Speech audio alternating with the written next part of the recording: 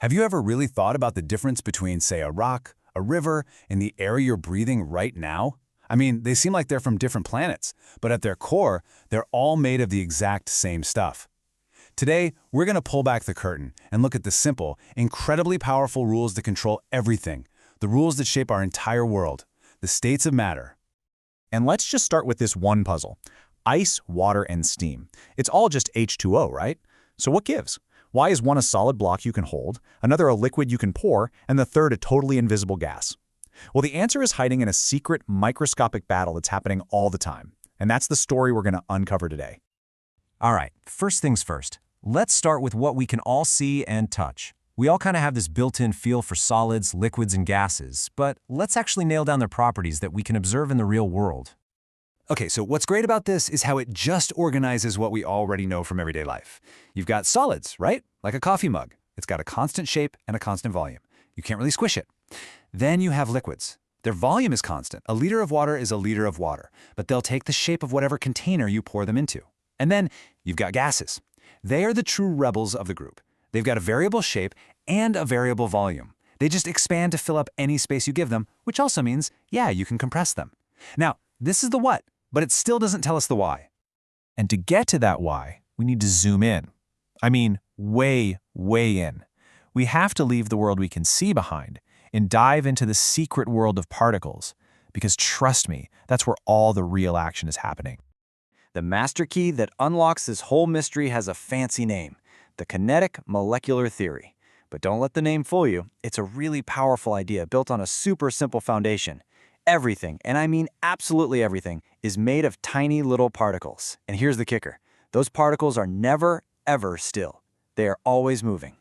It really just boils down to these two simple rules. One, everything is made of tiny, constantly moving particles. And two, the energy of that motion is what we actually feel as temperature. So, when you add heat, you're just making those particles move faster. That's it. That simple concept is the key to, well, everything else we're going to talk about. So this is the crucial point. This is the heart of it all. There is a constant tug of war happening inside every single substance. On one side, you have these forces of attraction that are trying to pull all the particles together, kind of like tiny little magnets. On the other side, you have the kinetic energy of the particles, their motion, which is trying to tear them apart. The state of matter is just the outcome of this constant battle. In a solid, attraction wins, hands down. It locks the particles into place. In a gas, motion totally dominates and the particles fly free. And a liquid? Well, a liquid is a dynamic draw, where the particles are close but can still slip and slide past each other. So let's really dig into this tug-of-war by looking at the most extreme example, gases. This is where the particles are truly unleashed. And because their motion has so completely won that battle, their behavior is actually described by some surprisingly simple and really elegant laws. But first, we need to get a handle on pressure. You know, when you pump up a tire and feel the pressure inside, what you're actually feeling is the combined force of trillions and trillions of tiny gas particles constantly smacking into the inner walls of that tire. More smacks, or harder smacks, means higher pressure. Simple as that. Okay, with that in mind, let's look at our very first rule for these free-flying particles, a rule discovered by Robert Boyle. Boyle's law is one of those things that just makes sense. You know, think about squeezing a balloon.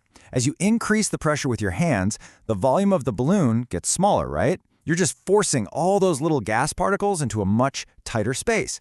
As long as you keep the temperature the same, this relationship is perfectly predictable. And this whole relationship is captured in this simple, powerful little equation. The pressure times the volume always equals a constant value. And this isn't just some neat party trick. It's the fundamental principle that makes stuff like hydraulic lifts and braking systems work.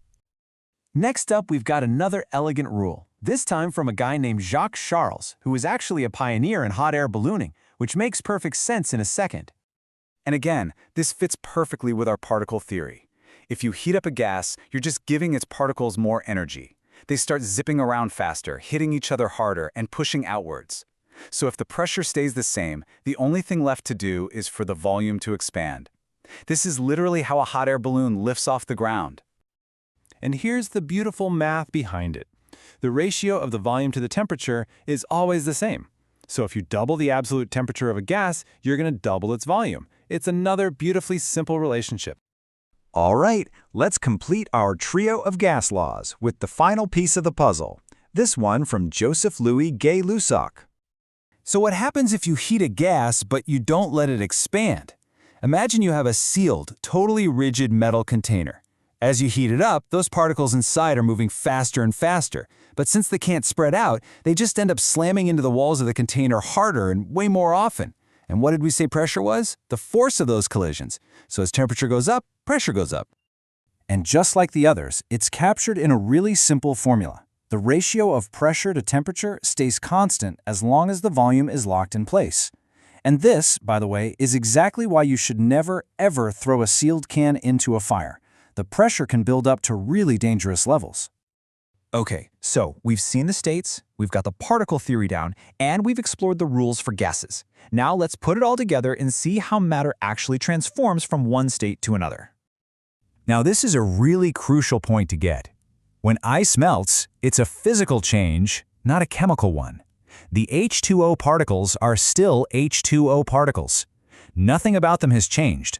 All that's changing is how they're arranged and how freely they can move around, as the tide turns in that battle between attraction and motion.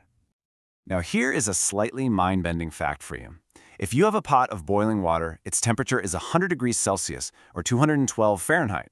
If you crank the stove up to high, the water just boils faster. It doesn't actually get any hotter. But why? It's because all that extra energy you're pumping in isn't making the particles move faster anymore. It's being used for one thing and one thing only, to break the forces of attraction and finally set those liquid particles free as a gas. And this just illustrates that whole journey perfectly. You start with a solid piece of ice, you add heat, and its particles start to vibrate faster and faster. Then you hit the melting point, and the temperature just flatlines. It stays locked as all that energy goes into breaking the solid structure. Then, once it's all liquid, the temperature can start to rise again as the particles move faster, and then you hit the boiling point and bam, it flatlines again as all the energy is used to finally break the last of those attractions. Only then, once it's a gas, can the temperature of the steam start to rise. So, let's bring this all home. Solid, liquid, gas, they aren't really fundamentally different things. They are just different snapshots in time of that epic microscopic battle. Is attraction winning? You've got yourself a solid. Is motion winning? You've got a gas. Is it a tense, dynamic standoff? Well, then you're looking at a liquid. It all comes back to that tug of war. And that leaves us with one last really fascinating question to think about. We know that adding heat makes particles move faster. So what happens if you just keep taking heat away? What happens when that particle motion slows down, and then finally stops altogether? What state of matter would that even be? Well, that's a story for another time.